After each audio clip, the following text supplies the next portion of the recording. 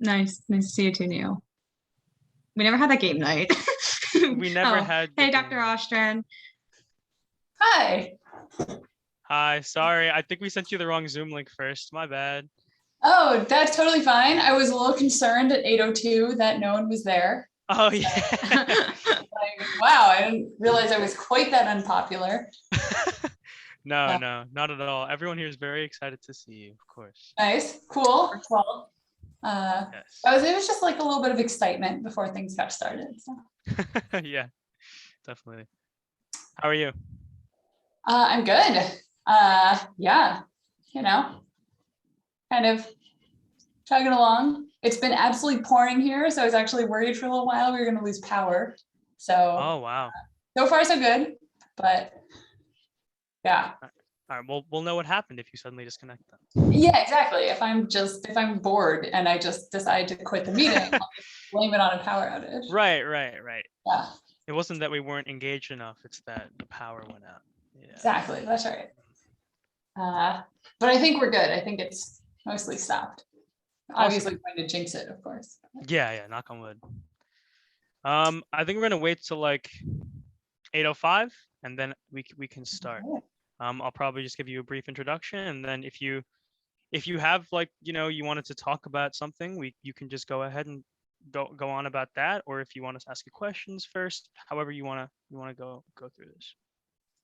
Yeah, I'm kind of happy to do either. I don't like have a presentation, so Yeah. I'm happy to.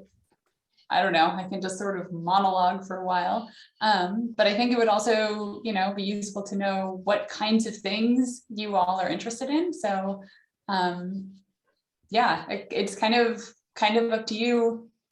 Plural.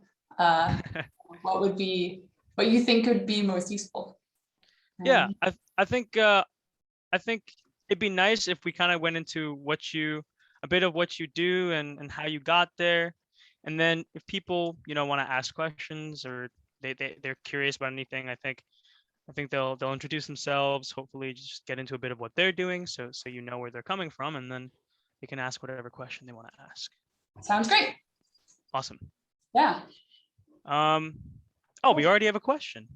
Let me give the intro first, and then we'll Okay, sure. Okay. So, hello everyone. Thank you for coming out on a Wednesday night. Today we're going to be having Dr. Rachel Ostrand coming in to speak to us today. Dr. Ostrand studies linguistic adaptation and psycholinguistics. She's a cognitive scientist, which is why she's here at this club. She specifically studies how people and how language differs based on different contexts, right? And I'm pulling a lot of this from her website. So if you're curious and you want to learn more, you can go there. But when she says context, that can mean a variety of things, right? It's not just necessarily who you're talking to, but it can also mean how distracted you are, or whether that person has dementia, their particular nativeness to the language, right? So how what you say changes based on who you're talking to or what environment you're in. Yeah, let me put that in the chat. And Dr. Ostrand, you specifically, you're studying right now how driving distracts you and how it changes the way you produce language, right? Is that something you're still doing, or no? I might have read that wrong. That's a little that's we're gonna say slightly on the back burner, but if we're being honest, it's probably never coming back to the front burner. But yeah, I'm happy to talk about that. But that was some stuff I did in grad school, which is, retired for the moment. Cool. Well, yeah, I think before we start, I think we can, since Josh wants to hear about your experience of psycholinguistics at IBM, why don't we just hop into that? So what do you do at IBM? Yeah, so that's a great question. Let me start with just a super brief bio of myself, which is maybe will kind of set up what I'm doing at IBM. So I did my undergrad at Brown, where I was a cognitive science major and focused on psycholinguistics and language processing. And then I spent a year after I got my bachelor's, before starting grad school, I spent a year working as a research assistant at a lab in Marseille in France, which was awesome. And so that's also something I'm happy to talk about, since I realize you guys are undergrads, and some of you may be thinking about, like, do I want to take some time off? Do I want to work? Versus do I want to go straight to grad school? So that is a thing that could be talked about. So I was there for a year, and then I went to UC San Diego, where I did my PhD, where I was also in the cognitive science department and also focusing on psycholinguistics and language production in particular. So I'm actually one of a relatively small number of people who have both a bachelor's and PhD. Actually, it says cognitive science on the piece of paper, because, as I'm sure you all know, there are not that many departments that are called cognitive science. Most of the time, cognitive science is part of the psychology department or part of the linguistics department, or like a concentration within a major. So anyway, yeah, so it doesn't actually matter, but I count that as a point of pride that I'm a true cognitive scientist for all of the pieces of paper that are hanging on my wall. Yeah, and so I got my PhD in 2016. That was just totally the wrong year, 2016. And I then, a couple of weeks later, actually started at IBM Research, where I am now. So I've been there for just over 5 years. And at IBM, I'm what's called a research staff member. And I'm happy to talk in more detail about how IBM works. And it's kind of actually a very unusual place, in a good way. But yeah, so I'm a research scientist here, and I'm doing, research on continuing, cognitive science and psycholinguistics research. And so I'm actually doing a lot of work that's quite similar to what I was doing in grad school. And so that's kind of the arc. Yeah, so sure, let me dive into what I'm actually doing at IBM. So a little bit of background. So, all right, so I'm sure you have all heard of big tech companies. There are many of them out there. And so almost all of them have some group or some division that they call research. But it turns out that what different companies consider research is actually really variable. And so most big tech companies, especially big ones, what they're doing as research is quite product focused. So it's research and development, or it's UX design, or it's data science, or it's kind of product, like product testing, behavioral testing. But do our users engage more with our product if, I don't know, we have a blue button or we have a green button, right? That's kind of a boring example, but that kind of thing. So most tech companies have really a very product focused research division, which is totally reasonable, and lots of people like doing that. There's a very reasonable job path. But I really wanted to be doing basic science research. That's something that I always loved doing. I always like the kind of sitting around and scratching my head and like thinking about research questions. And IBM is actually very rare, almost unique among companies that has a separate research division that really does basic science research.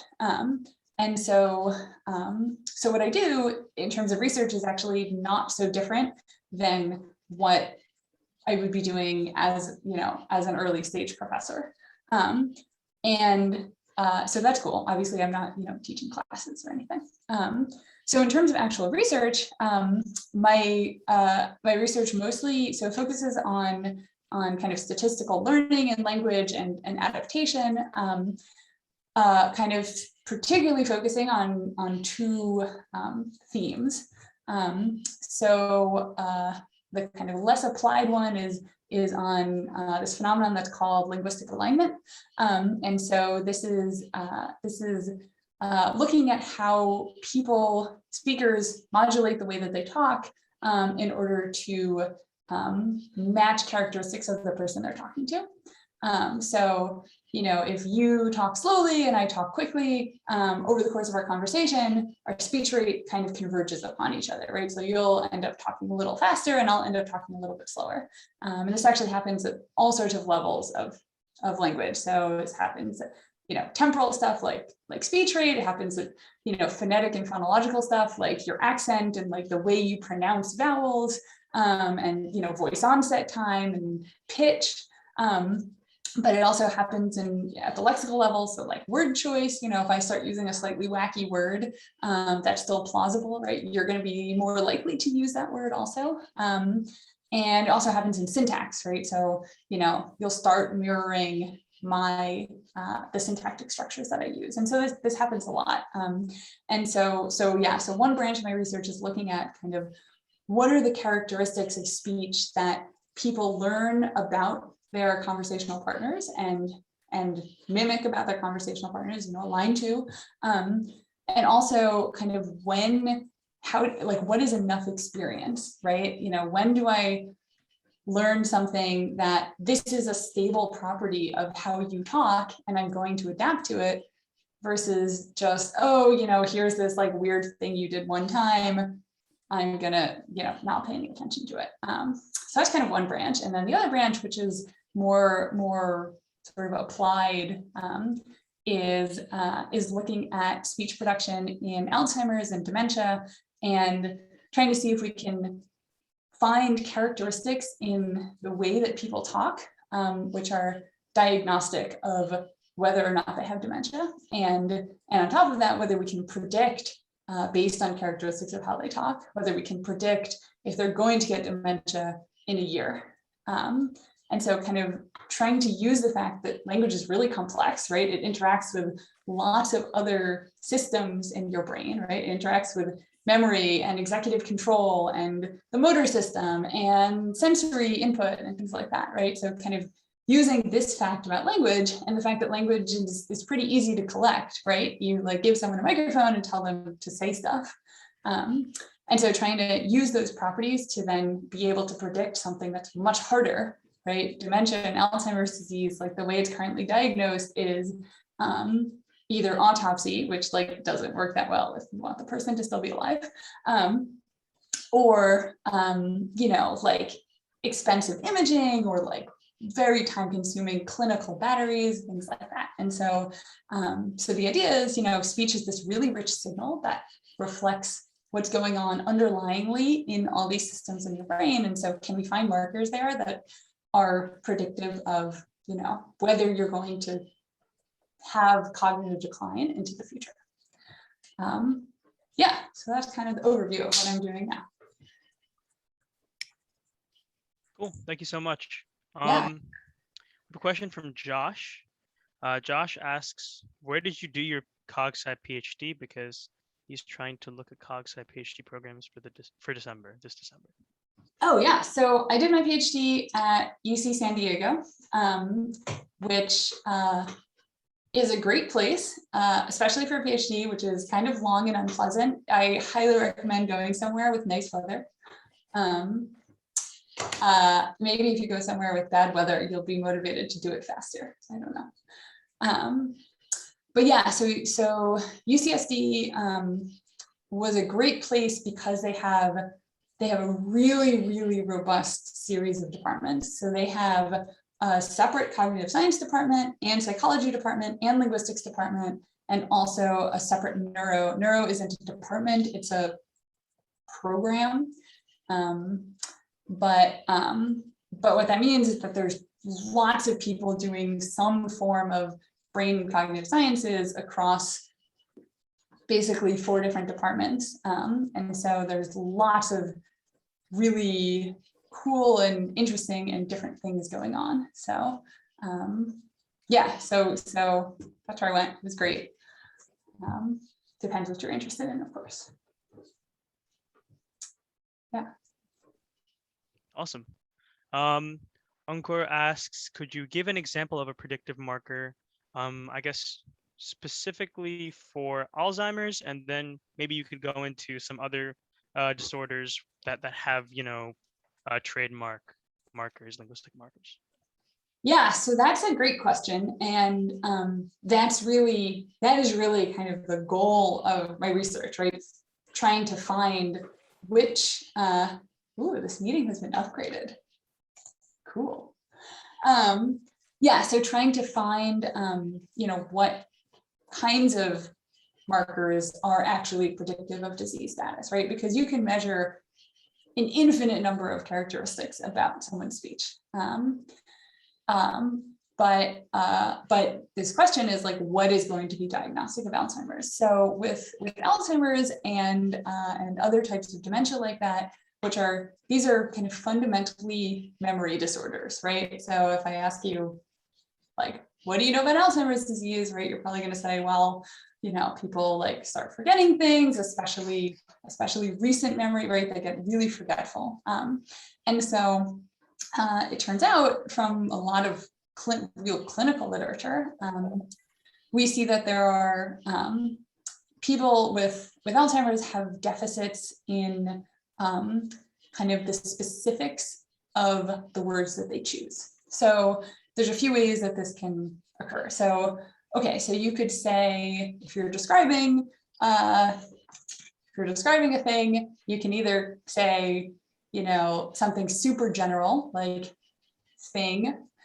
or kind of medium general, like pen, right? Like the basic level category.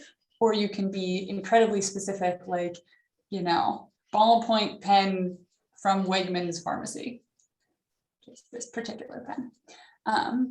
And so there are these levels of specificity, and this is true for any word, right? Any word that you're saying, at least any content word that you're saying,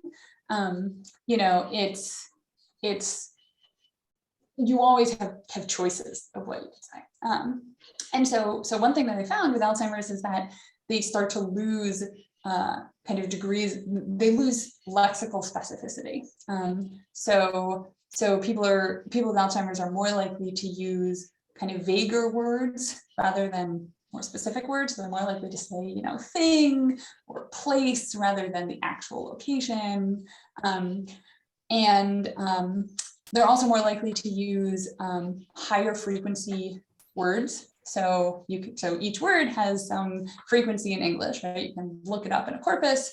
And so things like cat and dog are really high frequency, and platypus is really low or fairly low frequency. And so something else that you see is that people lose the ability to access these lower frequency words. And so again, like if you're just a person talking to someone who has, early stage dementia, you might not necessarily notice this, right? You're not going to necessarily just hear, oh, this person isn't really using low frequency words. But there's something that's really nice about being able to do some kind of automatic calculations on people's speech, because you can look up every single word that they say and what is the frequency of all of these words, and then basically average them and say, oh, it turns out this person has much higher than you would expect average lexical frequency. And so that means that they're kind of not saying these unusual words, these specific words. So lexical specificity has been manifested in these couple of different ways, has been really predictive for Alzheimer's. And I saw someone, I think in the chat messages like, come by fast. I can't read them and talk at the same time. But yeah, so someone said, like, what about other types of diseases? So I've done some work, mostly been focusing on Alzheimer's and dementia, but I've done some work on Parkinson's also. And so Parkinson's disease kind of fundamentally is a movement disorder, right? So there are problems with with initiating movement, and people with Parkinson's also often have resting tremor and have trouble moving and things like that. Have both kind of trouble initiating movement and also kind of unwelcome movement, right, like with tremors. And so with Parkinson's, and they don't have cognitive impairments until very late stage. So with Parkinson's, the kinds of linguistic markers that are predictive are acoustic or phonetic, right? So it's things that are that actually, again, are like movement related, right? Because it's due to like control of your vocal cords. And so if you look at properties of even something really simple of just like holding a sound, right? So just saying ah, people with Parkinson's, that's much more wobbly. And so looking at those kinds of acoustic features is not really predictive for Alzheimer's, but is much more predictive for Parkinson's. So yeah, so kind of broadly, it depends a lot on like what's the underlying, cognitive or neural or biological basis of the disease.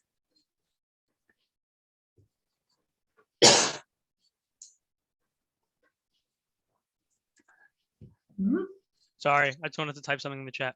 Oh yeah. Okay, awesome. Thank you so much. That's super, like, I think it's interesting that, like, I don't know, do you think this would be something valuable in terms of like diagnostics? Like, do you think there would be an ability, because I remember you saying that really the only way to, especially for like Alzheimer's, the only way to really diagnose it is through autopsy, right? You have to find like the proteins and see like the generation pattern and like go in and do lab tests and stuff. But how valuable of a diagnostic tool do you think this is based on the research you've already done? Yeah, I think it's super valuable. I mean, like right now, this is very much still in the research stage, right? Like I wouldn't, send someone off to, like revoke their own power of attorney because of this, right? Certainly not. But I'm working on a couple of fairly large scale studies where we're hoping to have, up to several thousand people and, trying to really make diagnoses here. And so yeah, so I think it really has the potential to be very diagnostic, or a very helpful diagnostic tool, and especially potentially for kind of semi-continuous monitoring. So that's the other thing. If you have, if you have your grandma who, you think is maybe at risk for developing dementia or is, showing some signs of cognitive decline, it's not practical. You can't bring her to the doctor every month to get a 3-hour clinical test or to get an MRI to, track her progression, right? That's just not practical, right? But what you could do is you could collect a speech sample every month, and try to predict and try to plot the course of change over time. And then, if it looks like there's steady decline, then you go to the doctor and say like, okay, please give grandma a clinical evaluation. So I think something like that is really the type of diagnostic potential. Awesome. I'm just reading down questions from the chat here. Let's go. I'm also happy if people want to just like raise their hand. I don't know, you're in charge, but I'm happy if people want to just like. Oh yeah, absolutely. If you guys just want to ask a question, you don't have to. I was just suggesting with the chat because it's easier for you guys, but if you want to just like Abigail's doing right now, just raise your hand and ask a question. That's fine too. Okay. I know there's an order in the chat, but Abby raised your hand first, and then Frost. So Abby, you can go ahead and take the mic. I just wanted to ask, because it was on the similar topic of what would your thoughts be about how, I forgot what brand did it, but like there's wristwatches that take your speech patterns and recognize like depression and different mood swings and stuff. And like, would you see something like that in the home or like for easier access with everything? Yeah, so that's right. I have also kind of vaguely heard about this, but I don't know exactly what, so I can't speak to a particular product. But yeah, I think, and I don't know that like, I mean, your wrist is like far away from your mouth, so I don't know how specifically the watch implementation. But yeah, I think that like definitely a potential use case is, more and more people have an Alexa or Google Home or whatever, and have some sort of like personal assistant like that, or even your phone, right? If you enable it on your phone, kind of listening to speech samples, and again, like there are more and less creepy ways of doing this, but absolutely, like one possibility, I think the least creepy way is, so obviously it's opt-in, but it's something like once a week, your phone prompts you, like a message pops up and says, hey, it's time to record your weekly speech sample. Here's a thought question, and then it like asks you some wacky question, and then you respond to the question, and it records just those couple of minutes that you're responding to the question, and that's what's analyzing, and that's it. So and then of course there are much more creepy ways of doing this, so it depends how like big brothery the world gets, but as a general kind of technological principle, yeah, I think absolutely something like watches or your phone or like a speaker in your house, recording these kinds of samples and then analyzing them is really plausible. Yeah. Thank you. Yeah, sure. Hi, yeah, I had like a more of a specific question, kind of relating to psychology and linguistics. So does linguistics as a whole have anything to do with like in the brain? Does it have anything to do with Wernicke's area and Broca's area? Because like obviously those are responsible for speech production and comprehension. So could you kind of say at all like how they're related and how they kind of work together in a sense? Yeah, so I am not a neuroscientist, so I have taken the same, neuro and cogneuro classes that you guys have. I can't tell you like details about sort of cellular mechanisms or things like that. But yeah, I mean, so broadly, right, language processing is sort of very generally thought to happen in Broca's and Wernicke's area, which are kind of very broadly thought to control respectively production and comprehension. It is almost certainly more interactive than truly kind of isolated, as Broca's area 100% does production, Wernicke's area 100% does comprehension. That is almost certainly not really accurate, like more simplistic than the truth. But yeah, there are definitely people who do brain imaging studies. So things like fMRI, and to some extent you can do this with EEG or ECOG. Kind of trying to map out specifically which regions of the brain are active when doing some sort of linguistic, some linguistic process. So yeah, that's absolutely a thing that people do, that tends to be, in terms of like what department is that in, that tends to be more like in the domain of neuroscience, rather than in the domain of cog-sci or psychology. But again, that kind of comes down to like, how does your school divide up departments? Yeah, but I don't, muck around with the brain itself. So I can't give you a more detailed answer than that. Cool. I have a quick question about like any of your work on like eye tracking and linguistics, and wondering like what kind of work you've done regarding that topic. Yeah. So I have done zero eye tracking. My only experience with eye tracking was I once participated in a friend's experiment, and apparently my eyes are impossible to track. So we spent, like, that's impressive. Yeah, I don't know. I tried not to be offended, but it somehow seemed like there was a problem. I don't know. Yeah, so I have no idea why, actually. I don't know. Maybe I'm shifty-eyed or something. Yeah, so I have not actually run any studies like that, but that's a really that's a really kind of popular way of looking at, in particular, language. That's true. Should get my sunglasses.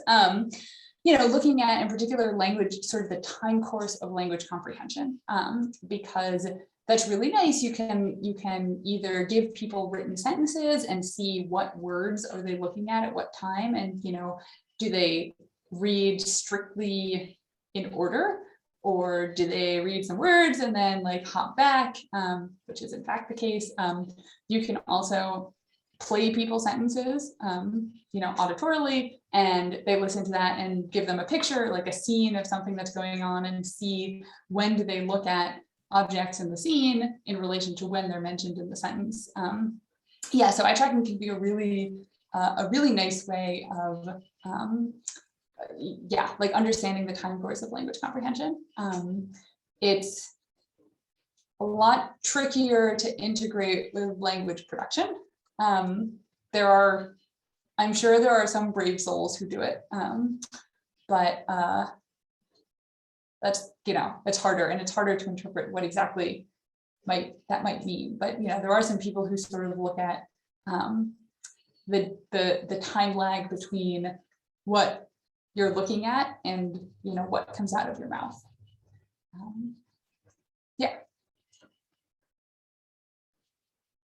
Josh is raising his hand.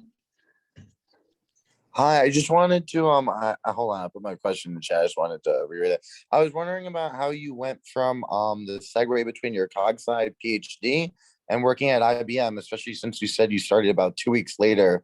Like, what did you do during your PhD years and like right up to your dissertation to kind of put yourself out there to companies or whatever you did to get IBM secured for the 2 weeks later? Yeah, that's a great question. I'm gonna chip into that question and combine it with another one, which is, why did you choose to transition from academia to like going to IBM and going into industry? Those are both great questions. So I'm going to answer Josh's first because it's more straightforward.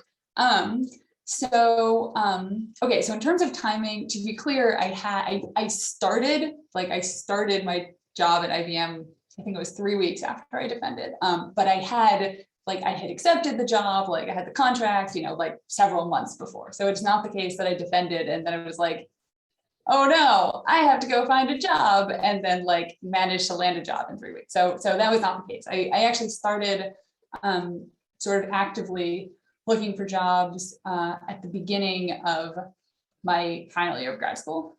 So sort of October, November-ish. I defended at the end of the year in June.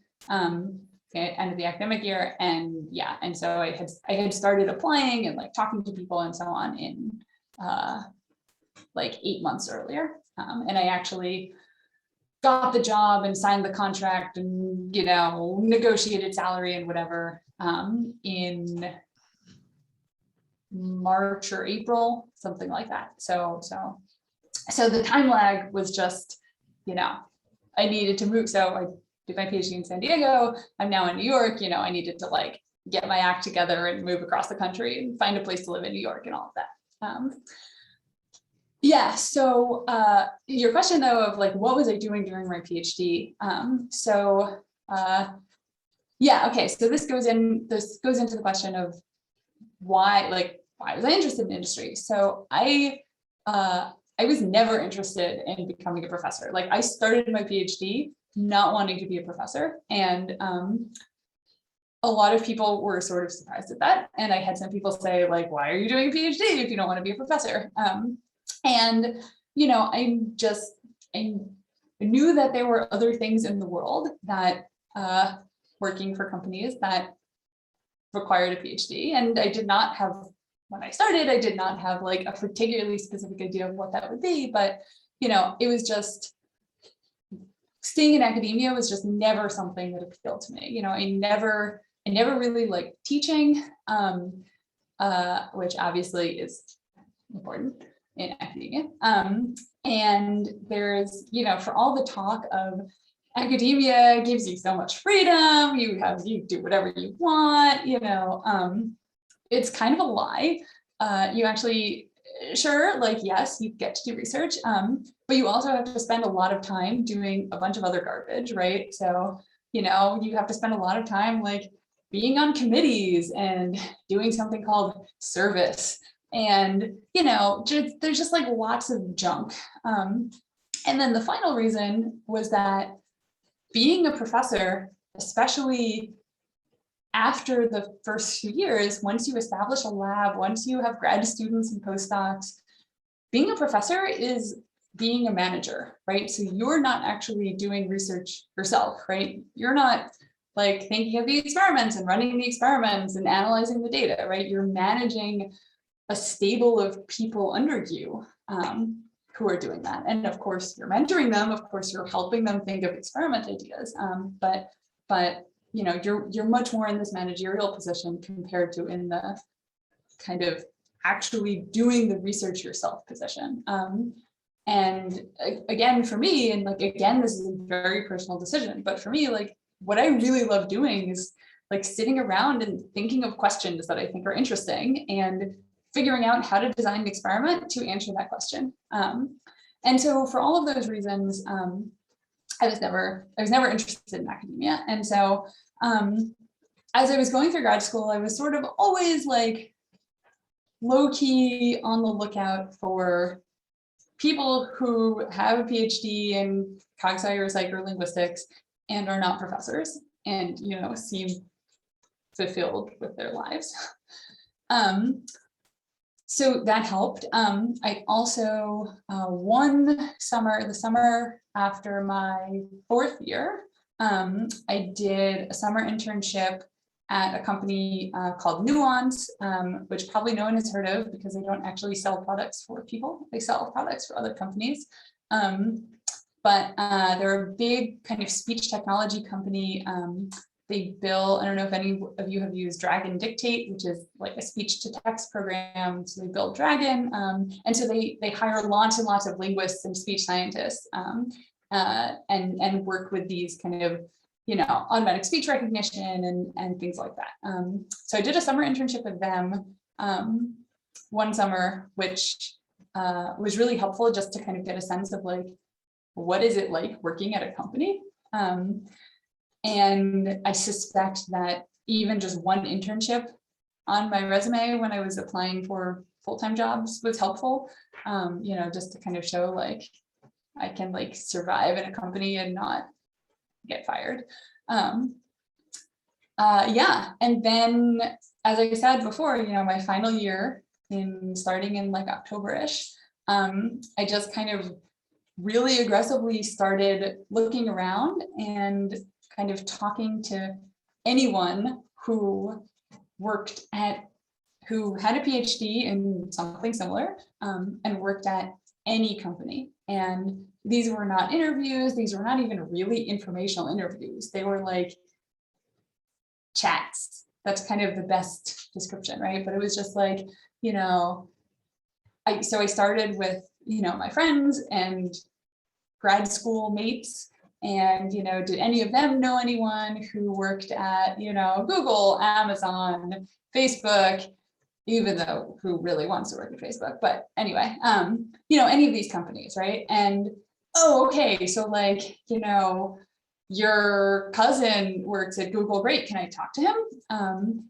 And, you know, and then I talked to someone at Google and they said, oh, you know, I know someone who works in the such and such team at Amazon. Like, and I was like, great, can you put me in touch with them? So I had dozens of these conversations. Like that is not an exaggeration, literally dozens. And a lot of it was just kind of to understand, like, what is it that you actually do? And, you know, I talked to a lot of people that I was just not interested in having their job. But, you know, I think especially in industry, there's so many different types of jobs that you are qualified for, really, either with or without a PhD. I mean, there are different types of jobs, but that, you know, it's really easy to fall into this trap of saying like, okay, there's like one type of industry job and that's it. And that's just not true. And so, yeah, I was just kind of super aggressively trying to talk to anyone I could.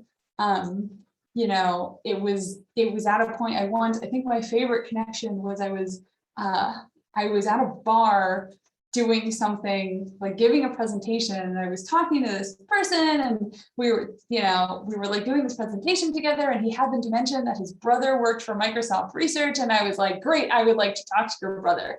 So I like had this conversation with the brother of this guy that I had met 5 minutes, for 5 minutes. It was just so, yeah. So anyway, that was maybe a little long and rambly, but I just kind of tried to talk to a lot of people. And then, eventually I ended up talking to someone who worked at IBM. And actually the first person I talked to was someone who had been a grad student in the department where I was an undergrad. And it just seemed like this was a good fit. And so then I kind of kept asking around, and I, cold applied to a bazillion jobs on the job board, and like was put in touch with someone who put me in touch with someone else. And it was this long kind of chain of hot potato until I ended up finding something that I thought would be a good fit. And then I applied, and I was lucky they made me a job offer.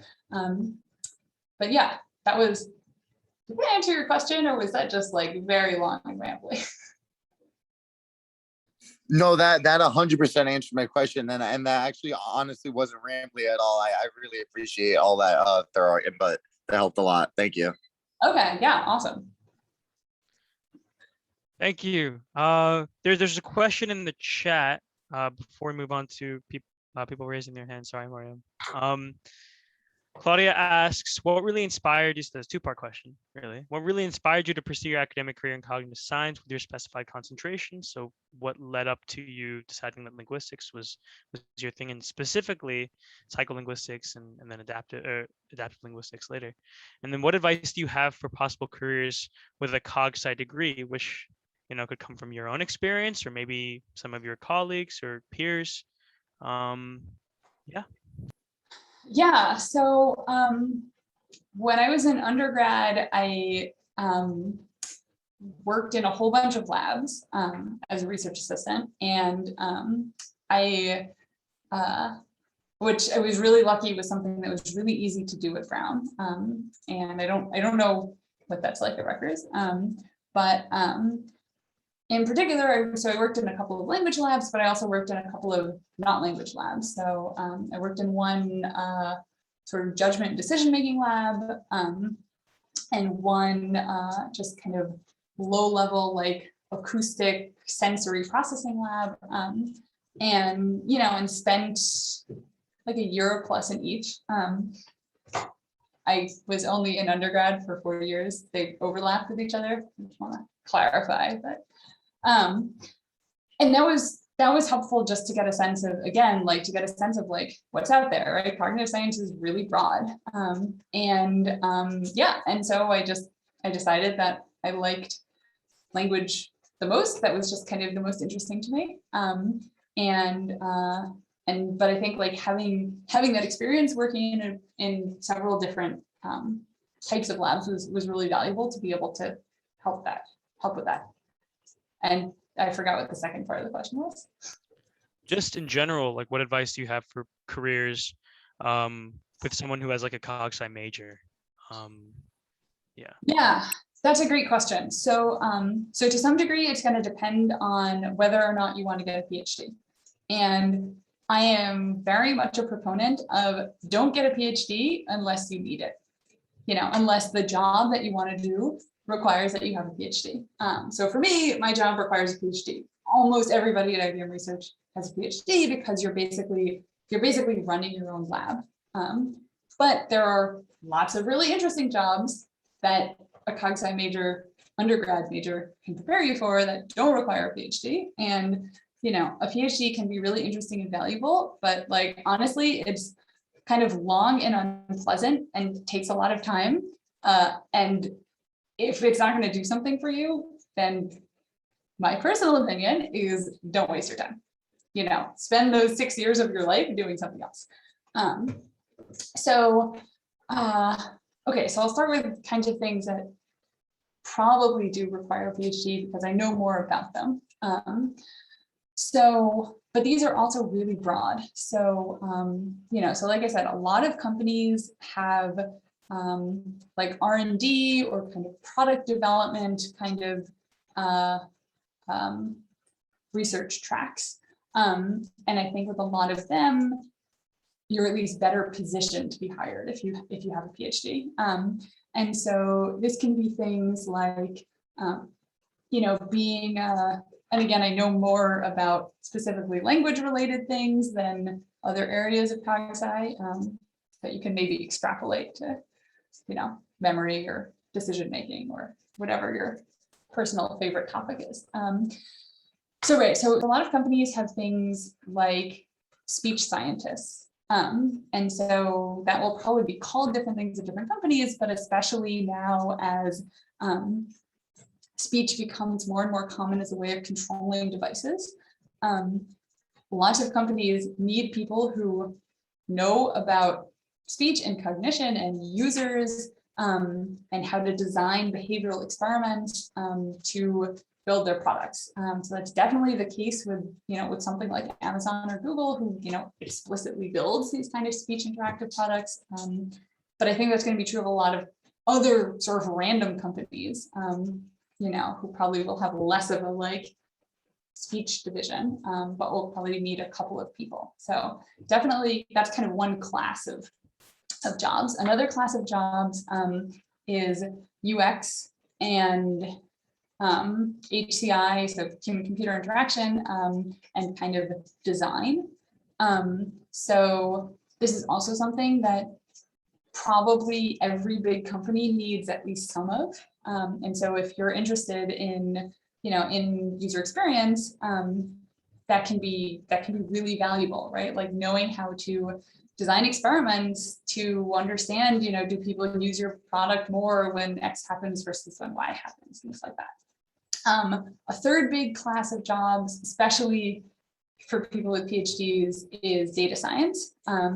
So this is, especially in the last couple of years, this has become really popular for people who come out of cog science PhD programs, because you spend a lot of time learning about statistics, and learning to run, fairly complex statistical models. And, data science is just kind of a new and sexy game for statistics. And so, if you're really experienced running statistics, especially on behavioral data, again, most companies, at least over some size, need people who can analyze their data. So data science is a really popular option, and there's a few kind of data science boot camps that I think the ones that I know are all for current PhD students as opposed to current undergrads, but don't quote me on that. But there's, so there's like insight data science.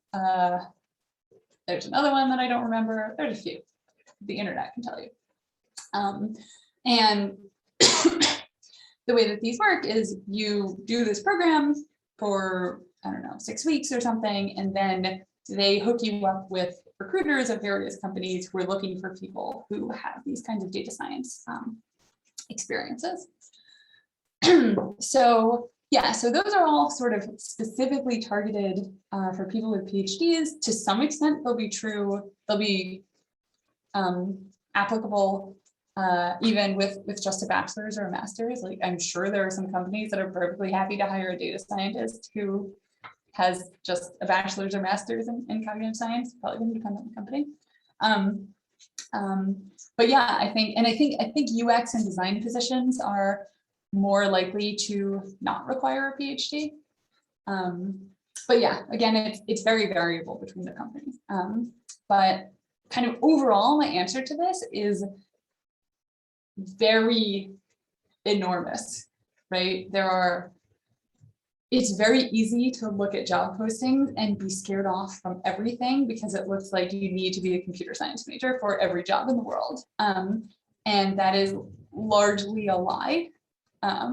So yeah, if there's kind of one piece of advice in terms of looking for jobs, it's be open-minded, and, have self-confidence. I guess that was 2 pieces of advice. Yeah. Hopefully that's helpful. Also take a programming class so you can at least say, I know how to program something. Very, very valuable. Thank you. Yeah. We have 2 more questions. Mariam, if you want to go since you had your hand raised first. Yeah, if you saw two of me during the Zoom chat, just ignore that. I have technical difficulties, but I hope you can hear me. So this kind of goes off Josh's question, but like I'm really intrigued to hear about your gap year that you spent as a research assistant in France. I've been really wanting to do a gap year before I pursue a doctorate, and I would also like to do it not in France, but abroad and like get that experience. I was wondering how you secured that, because I'm assuming it probably needed like international connections of some sort. So. Yeah, so that it actually didn't. So actually I kind of went about getting that job pretty similar to the way I went about getting my actual job at IBM, which was towards around the beginning of my senior year. I sort of thought about like, okay, I probably want to go to grad school, but I think I want to take a year or two off and get some more experience. And so I just kind of sat down and thought about like, who are professors that I know who I've read their papers and found them interesting. Who do I think does interesting work? There are some, official positions that get announced. People say I have funding for a research assistant, apply to this job posting. And so I applied to some of those. As a sidebar, if anyone is interested in that, I actually, I can put this in the chat, but I run just like a Google Groups mailing list of whenever I get one of these postings in my email, I just like push it out to the mailing list. So if you are interested in these kinds of jobs, feel free to sign up. Hold on, I'll like type it in the chat.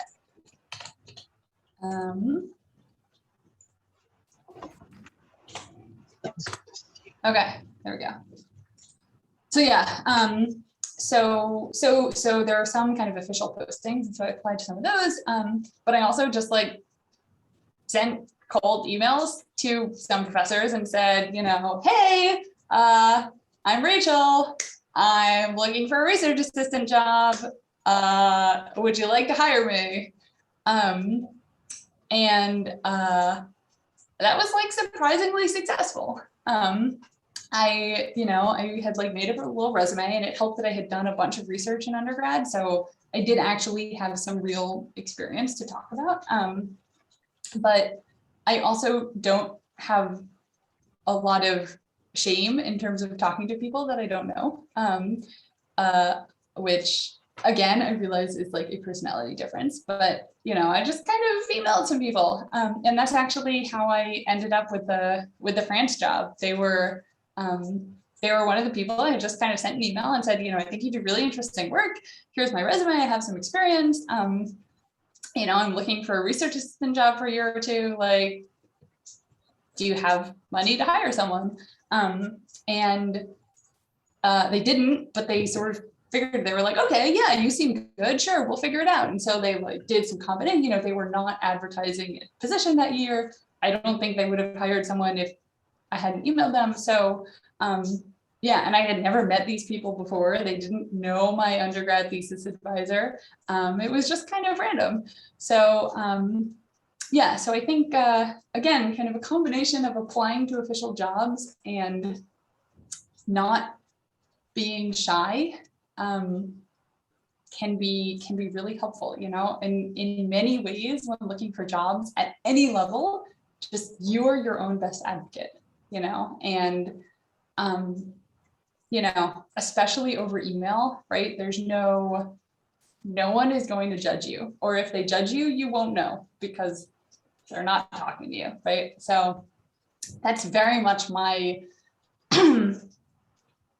attitude of, there's no harm in reaching out to someone and asking nicely, right? The worst that happens is they ignore you. Yeah, so that is actually how I got the job in France. And it was actually very complicated because it required like various terrible visa situations because I am not a French citizen. But that is a story for another day, and perhaps something that some of you have personal experience with here. Yeah, I put the link to the Google group in the chat if anyone is interested, and obviously feel free to distribute it to others if you're interested. Thanks so much, and thanks for the link as well. Yeah, of course.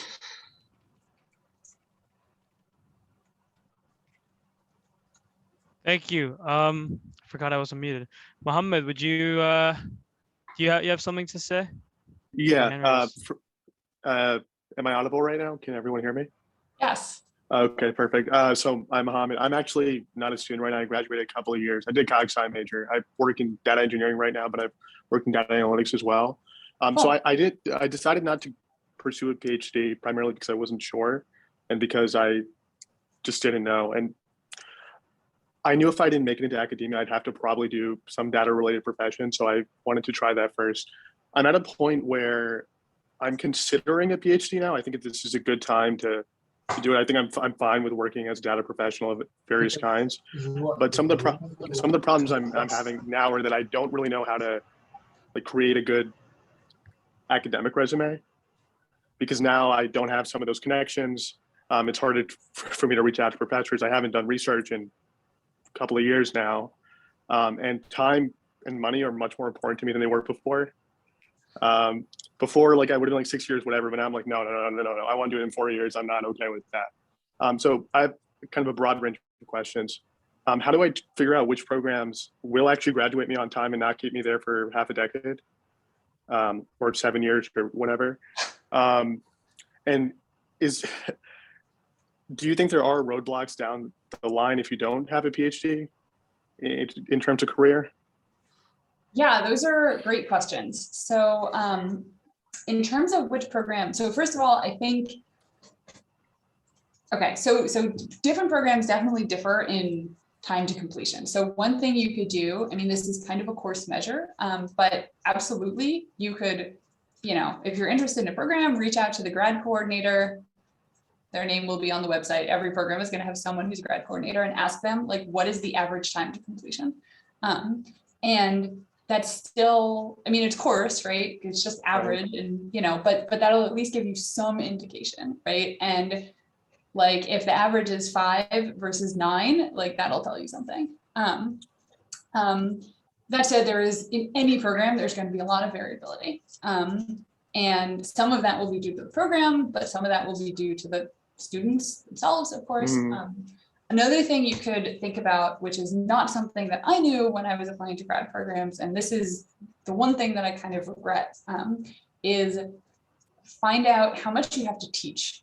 So that also varies an enormous amount between programs. So for me at UCSD, so UCSD is on the quarter system. So there are 3 quarters plus the summer. And we were required to TA 2 out of 3 quarters for your first 4 years and 3 out of 3 quarters year 5 plus. And that's a lot because time is zero sum. And so if you're spending 20 hours a week being a teaching assistant, that is 20 hours a week you are not spending on your research. And I had friends in other programs who had to TA once, like 1 semester their entire time. And that makes a huge difference. That is probably at least in my opinion, like, I think that is probably the number one thing that is going to affect time. Like, how much time are you spending on teaching?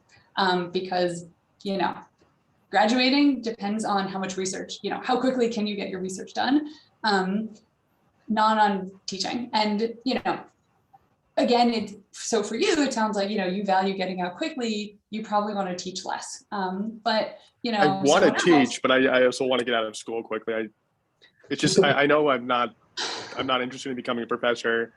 Like at this point, I almost feel like it's obligatory because so many people in the profession do it. And it's becoming a bit of a problem. No, I mean, I totally get that. And right, me too, right? Like I was not interested in becoming a professor. And so I enjoyed some of the classes I had to do, but like, honestly, I found a lot of it to be kind of a pain. Like it was a lot of time that I didn't really like doing. But on the flip side, someone else may really like teaching and, really want that experience. So I say that there's not an objective answer that less teaching is better, right? Some people may want more teaching, but if you care about getting out quickly, I would ask about how much you have to teach, because that's going to make a big difference. So sure. I think someone's talking. Yeah. So I think those 2 are kind of things that you can like objective numbers that you can get. You know, at the same time, I would counsel you to not be over optimistic. It's, you know, it is, I think, regardless of program, if you don't already have a master's, so some people, so like in Europe, they do master's and PhD separately, but in the US, it's much more common that you do them all together. If you don't already have a master's, I think it's very difficult, regardless of where you go, to finish in less than 5 years. It's not impossible, and it will depend on the school. But you know, I would be very wary about, you know, starting a PhD and saying like, I will not stay longer than 4 years. I'm dropping out if I'm not done after 4 years. Because I think that's going to be hard. So just I think my mindset, it's not that I have no idea how long it will take. It's possible that like I won't be able to complete in 4 years. It's possible. I think my mindset is that I want to increase the probability that I can do it quickly as much as possible and then overcommit. Now, and if like it takes 6 years, 7 years, fine. But I really want to keep it as low as possible. Now, one alternative in my mind has been just do a master's of some kind. But I get the sense that's devalued at particular companies, and you won't be able like maybe not now, but 15 years down the line, that will affect promotions. And that's something that kind of bothers me. So I think that also depends on what kind of job you're interested in. So, and again, like I say this with the caveat that I have a PhD and I'm in a job that requires a PhD. So just take what I'm saying with a grain of salt. But I think it's quite dependent on the type of thing you want to do. Because so for example, my sense is that there are certain types of, especially like UX or data science jobs, where having a master's, you know, kind of signaled like you have more experience, you have more knowledge, you've done some like practical self-guided work, and the rest of it is going to be just sort of on the job training. And so, you know, I think that in one of those kinds of positions, it'll depend on the company, but like I think that probably there are some companies where having a master's in data science and being a data scientist is all you need. And that's totally fine. And like having a master's already gives you a leg up over just a bachelor's, and you don't need a PhD. You know, I think that if you're going somewhere that's really kind of a real kind of research job, like basic science research job, I think not having a PhD will hurt you. Yeah, so it's, you know, it's dependent. I think if you wanted like one axis that you look at, it could be sort of where the job falls on the kind of practicality scale, if that makes sense. So a job that's more kind of practical, applied, like a really like working with kind of real world like products or data, probably that's less, I mean, again, broad generalization here, but that's probably having a master's is more likely to be okay. You know, having a master's and not a PhD is more likely to be okay. Whereas something that's more on the end of, you know, basic science, more research focused, you know, less practical product applications, probably you're going to be more likely to need a PhD rather than just a master's. Yeah, but again, that's like, it's a generalization. That's like at best a rule of thumb. It's going to be really dependent on the specific job and the specific company, which I know isn't helpful if you're like, I don't have a specific job or a specific company, but you know. I do. Oh, well, okay. But like I'm still fairly open-minded. Life's not ideal. Okay, I found that really helpful. You actually gave me, I've asked this question to a couple of people now, and you gave me one unique thing, which is look at teaching time. So I really appreciate that a lot. Yeah, absolutely. I feel like I'm taking up too much time and it's going over. Ayan, you can cut me off. I'm also happy to, I'll send this, I'm happy to like send out my contact info. And so you/anyone is like, I'm happy to I would really chat appreciate that. at another time, so. I still have a good number of questions, but I don't want everyone to sit here for 40 minutes or 30 minutes. But again, really appreciate it. Yeah, absolutely. Yeah, thank you, Dr. Ostrand. I appreciate you answering all these questions. Yeah, if you could just drop in, if anyone who does have questions, I think you said, Dr. Ostrand, you're gonna drop your like email or Yeah, whatever, I can. what preferred mode of contact. Maybe I can, here, I made up one slide, which is, very helpful. I know one slide. I can also Cool. like email it to you. I don't know if you guys have like a list, you could distribute it. Here, I can share my one slide, but. Yeah, I can't we share. have like, do you know, like we have a Discord. We could probably just share it on our Discord or something. Oh, okay. Yeah. Sure. Yeah. I can, yeah, so I'm happy to email it to you guys. That's perfect, yeah. Also, okay, great. I'll send you an Awesome. email and then you can send it out. But yeah, so in general, just I happy to chat with people, and I only have my own experiences. So everything is kind of through that lens. But I think one thing that has been really helpful for me, which I hope has kind of come through in this discussion, is that I think talking to a lot of different people and gathering different experiences and then finding out, thinking about like, what is a good fit for you personally? That's been really valuable for me, kind of at every stage. So yeah, I think that would be my kind of, I don't know, parting piece of advice. Awesome. Well, Yeah. thank you so much for coming. I know it's kind of late, so I appreciate it. Oh yeah. And thank you to everyone who came out tonight. Really, really appreciate you coming here. I know the semester's just starting and everyone's getting used to getting back in the groove of school. So appreciate you taking the time out to come to one of our meetings. And hope you guys enjoyed. Thank you so much, Dr. Ostrand. I guess Yeah. people will be in contact. Oh, could you you said you have a slide for us that has your like contact info on it? Yeah. Okay, cool. So you can I send that tried whenever. to- That's fine. Okay, cool. I'll just email it. Yeah. Yeah, I tried to screen share it, but it's disabled. So No worries. Don't worry about it. Okay. Okay, awesome. Well, thank you for inviting me, and it was No, of great course. getting to talk to you all. And yeah, good luck with the semester. Thank you so much. Take care and stay safe. All right. You too. Thank you.